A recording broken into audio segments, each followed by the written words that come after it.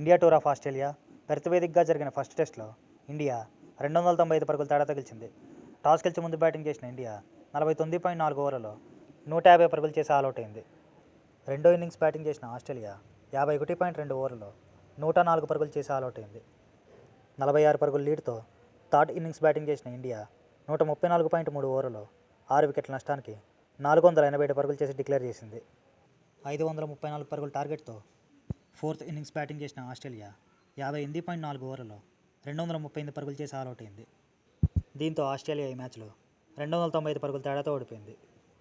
First ఇన్నింగ్స్లో Hazlewood 4 వికెట్లు, మూడో ఇన్నింగ్స్లో జైస్వాల్ 161, రాహుల్ 77, విరాట్ కోహ్లీ 100 నాటౌట్, నాలుగో ఇన్నింగ్స్లో ట్రావిస్ హెడ్ 89 పరుగులతో రాణించారు.